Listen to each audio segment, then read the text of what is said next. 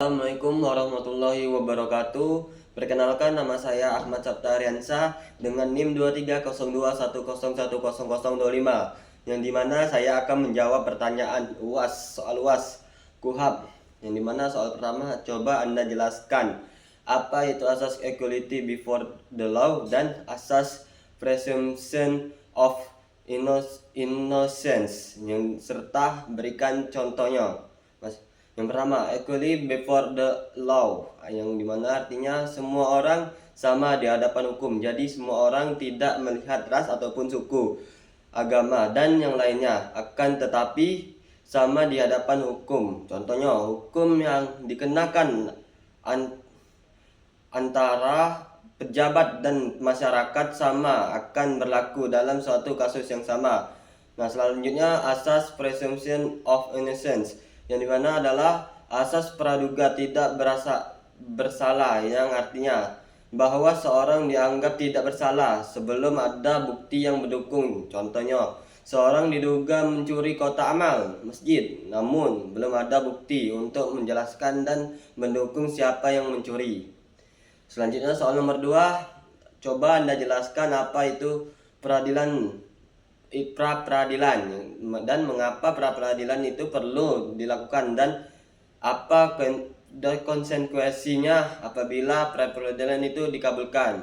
Jadi pra-peradilan itu adalah mekanisme hukum yang disediakan oleh undang-undang untuk menguji sah atau tidaknya tindakan aparat penegak hukum, yang dimana pra-peradilan sangat perlu dilakukan karena menyangkut hak asasi manusia, penetapan hukum yang adil, serta sebagai kontrol yudisial.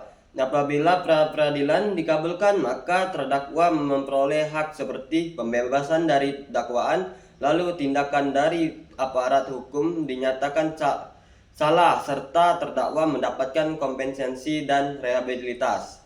Selanjutnya soal nomor 3, coba Anda jelaskan apa itu proses penuntutan, apa saja kewenangan yang dimiliki oleh jaksa, dan apa itu deponering, yang dimana penuntutan adalah tindakan jaksa penuntut umum yang untuk melimpahkan perkara pidana ke pengadilan yang berwenang, disertai dengan permintaan kepada hakim untuk memeriksa dan memutuskan perkara tersebut berdasarkan hukum.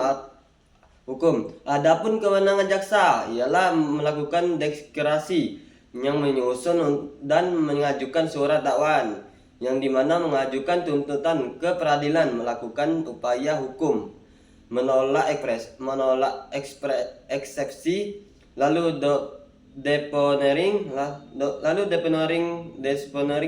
adalah kebijakan penghentian penuntutan dalam suatu perkara pidana atas dasar kepentingan umum, bukan karena kekurangan bukti atau alasan hukum, tetapi berdasarkan pertimbangan politik, sosial, atau stabilitas negara. Lalu soal nomor 4, coba Anda jelaskan apa perbedaan rule of law dan Rechtsstaat, yang dimana rule of law dalam konsep ini yang ditekankan adalah supremasi hukum, yang dimana kesetaraan di hadapan hukum dan perlindungan hak-hak asasi manusia melalui prinsip-prinsip moral dan keadilan.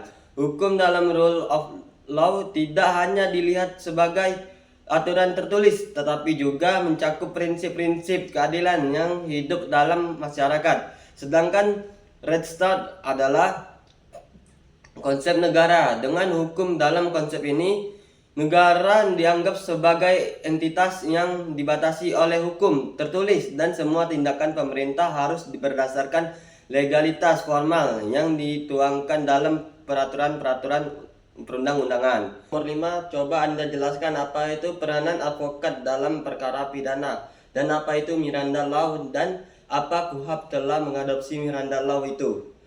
Jadi yang pertama adalah peran advokat, yang dimana yang pertama adalah 1. Memberikan bantuan hukum pada tersangka atau terdakwa, lalu merindui hak-hak kelainan. Lalu yang ketiga, mendampingi saat pemeriksaan. Lalu yang keempat adalah mengajukan upaya hukum.